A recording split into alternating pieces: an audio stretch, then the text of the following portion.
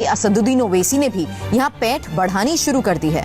असद ओवैसी बिहार के सीमांचल के बाद यहां खासे सक्रिय हैं। मुर्शिदाबाद के मुसलमान को उनमें उम्मीद दिख रही है। हमारे साथ इस वक्त AIMIM के स्टेट के एक्टिव मेंबर है जो यहाँ पर काम कर रहे हैं पार्टी को, ताकि वो कार्यकर्ताओं की पार्टी बन पाए और एक सपोर्ट मिल पाए यहाँ के लोगों का।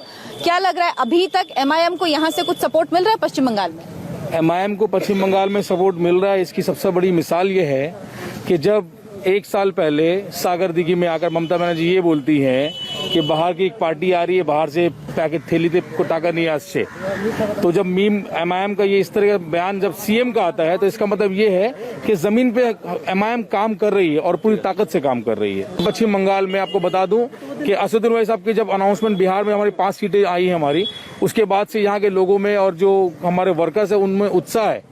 तो इंशाल्लाह पार्टी हमारी आ रही है और पूरी ताकत से लड़ेगी बंगाल में। मैं यही पूछने वाली थी कि सीमांचल में जीत के बाद क्या यहाँ के जो लोग हैं उन पर असर पड़ा है और उसका असर यहाँ पर दिखेगा? बिल्कुल दिखेगा। देखिए, आपकी पार्टी कहीं अगर जीतती है तो बिल्कुल उसका असर दूसरी तरह दिखता है। अभी और सीमांचल का जो इलाका है वो हमारा किशनगंज का इलाका बॉर्डर का इलाका है, बंगाल और बिहार का बॉर्डर है। आपका दिनाजपुर, मालदा, मुर्शिदाबाद ये इलाका है, तो यहाँ से असर पड़ता है। और बंगाल में पार्टी बहुत स्ट्रांग है हमारी, काफी 7 साल से हम लोग पार्टी का काम कर रहे हैं, पूरे वेस्ट बंगाल में काम कर रहे हैं।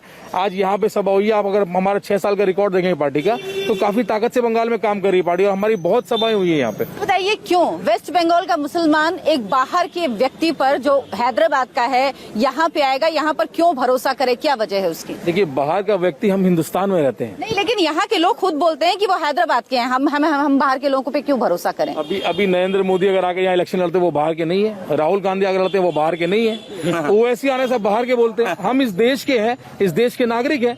जिस तरह हम है उस तरह असदुद्दीन ओवैसी है। अगर हम यहाँ से बाहर जाकर इलेक्शन लड़ते हैं, मोदी बनारस में लड़ते हैं, सारे लोग लड़ते हैं, ये हिंदुस्तान हमारा देश है। क्या यहाँ के लोग, पश्चिम बंगाल के लोग असदुद्दीन ओवैसी पर भरोसा कर रहे हैं? इंशाल्लाह जरूर भरोसा करेंगे और पूरा यकीन के साथ कहते हैं कि उनको वोट मिलेगा ही मिलेगा। जी।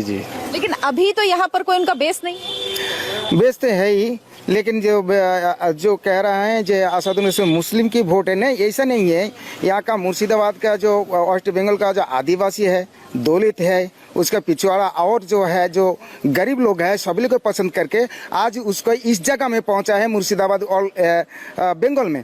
लेकिन आज जो सरकार जो कह रही है, जो रनिंग सरकार है, ये तृणमूल सरकार है, ये सरकार के जो लोग है जो कह रहे हैं जो नहीं असदुद्दीन ओवैसी वोट कटवा वाला है बीजेपी को सुविधा करने के लिए, ऐसा नहीं है। अगर असदुद्दीन ओवैसी मेन पार्टी अगर बीजेपी के सुविधा करते तो अगला जो 19 में जो चुनाव हुआ है, ये चुनाव में 18 सीट बीजेपी को कैसे मिल गया? देखिए मैम, आपको माध्यम से एक बात कहना चाहता हूँ। मैंने हम लोग बहुत जुल्म सहा है, हम लोग को जो ऊज किया हुआ है, जितना भी पार्टी आए पश्चिम बंगाल में, CPM बोलिए, कांग्रेस बोलिए और TMC बोलिए, सिर्फ हम लोग को ऊज किया है।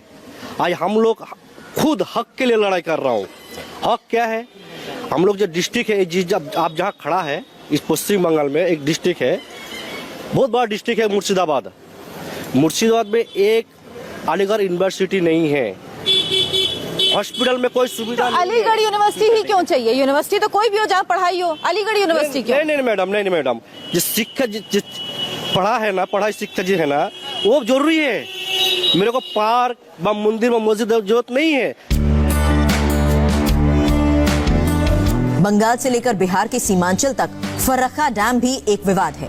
गंगा को हुगली की ओर मोड़ने के लिए इसका निर्माण किया गया, मगर बांग्लादेश का आरोप है कि उसके हिस्से में जो पानी जाता है वो दरअसल खारा होता है। उसके हिस्से में गाद बहुत आती है। कुछ हद तक यही शिकायत बिहार की भी है।